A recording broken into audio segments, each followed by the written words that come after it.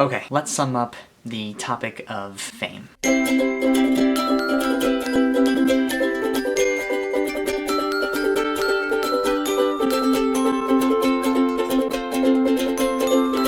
the nerd fighters!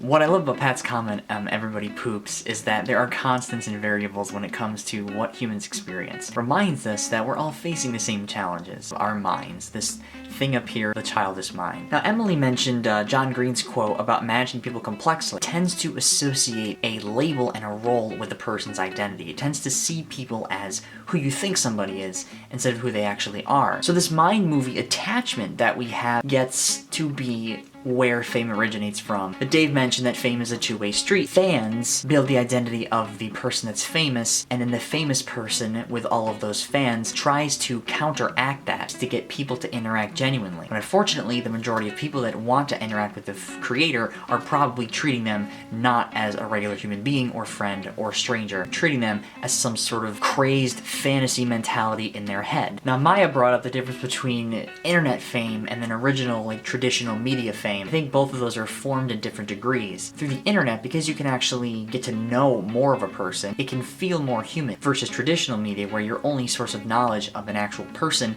is the character or role that they play. If you stand out in a weird sort of way, sort of snowballs, you can achieve internet fame. It may be very, very, very short-lived, and that's what Maya means when she says that internet fame is weird because it's simultaneously easy and very hard to achieve. Melly was talking about the fear of death and anxiety of being remembered. The opportunity, I think, when we have that fear, instead of embracing reality, we often take the path of greatness or the path of fame to try to be remembered. I think that we are remembered in ways that we can never comprehend. You make a difference in everything that you do, so you touch lives, and that difference is more often important than the idea of being remembered in somebody's head. And then Stefan yesterday mentioned the perfect balance, he believes, between fame and greatness. Being able to be in a community in which the individuals in that community recognize you for your greatness and what you contribute to a specific kind of content or what you do. That, and not being recognized outside of that community and sort of being on the down low, that doesn't happen with people that are on TV shows and traditional media, because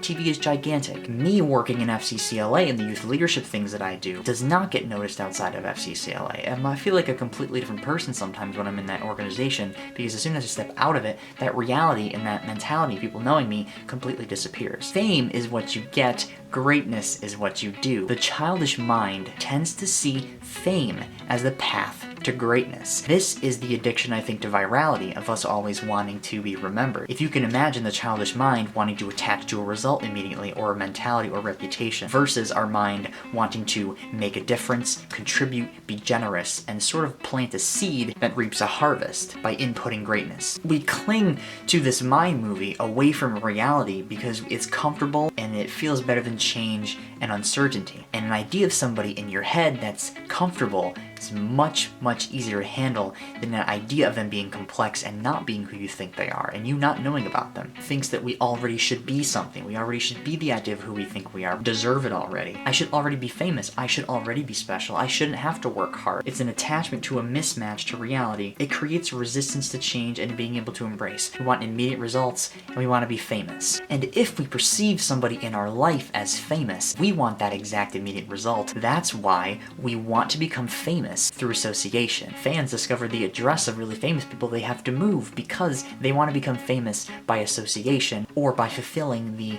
need and want and desire of the reality that they want to become true, the fantasy they have with the imagined person in their head. They want that reality to become true. That's using fame as a path to greatness. One of my favorite leadership images regarding this, because I just read it from a book called Leaders Eat Last by Simon Sinek. It's an audiobook. It's called the ceramic cup image. If you picture everybody as intrinsically valuable, we all are a styrofoam cup. Let's say that you get really good at something, work really hard, and over time you build your reputation. Let's say you have a ceramic cup now. Deep down, you're still a styrofoam cup. The greatness and the fame that you achieved has elevated your status to at a different perks of greatness, or the perks of fame, make you appear different to everybody else. They don't see that road and the path that famous people, or people very well known in the public, have to face, and the challenges and the struggles they have to face, and the price they have to pay for all of the perks that they have. So there's a perk and a price. Well, Stefan was talking talking about was trying to find the balance between making a lot of money and not being famous. If you make a lot of money in this world, you're probably going to be very well known. One of my favorite examples of this is when I was at VidCon this year, I supported Mike Felson's podcast, Welcome to Our Podcast, and Mika Kitty, Tessa Violet, she just made a video about YouTube rule conventions, and she recognized my Everybody Polka shirt from the podcast because I've supported it for so long. He gives shout outs. When Mika Kitty saw me, saw Everybody Polka, and she wanted to get an Instagram with me, I appeared famous. I was a styrofoam cup transformed into a ceramic cup in an instant. You can see how they were confused because I was so similar to everybody else. Like, why was this kid getting an Instagram from a YouTuber? I greatly contributed to something that somebody enjoyed through association. It reversed the ladder and it just confused people. The greatness part is more important to me than the famous part. You get, I think, well known for your contributions. So has this made any sense?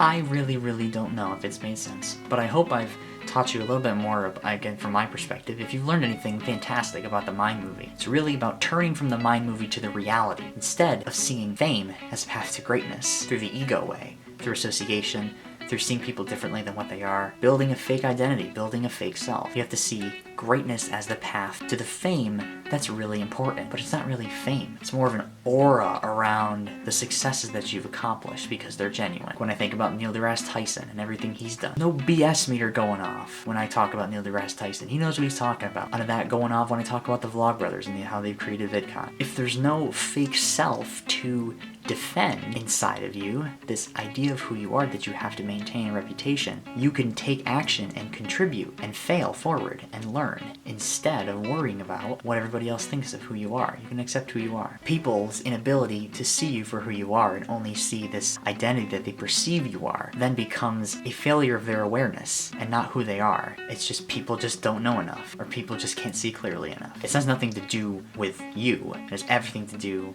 with their interpretation of who you are. As my favorite line from Uncharted, greatness is what you do with the hand that you are dealt in life. And fame is sort of the hand that you receive. So instead of focusing on having more is being more, getting more famous, getting more perks, blah blah blah blah. Having more is not being more. Making a contribution. Maybe that's the ticket. Maybe before I forget, Lily, we'll see you tomorrow for the theme of adulthood.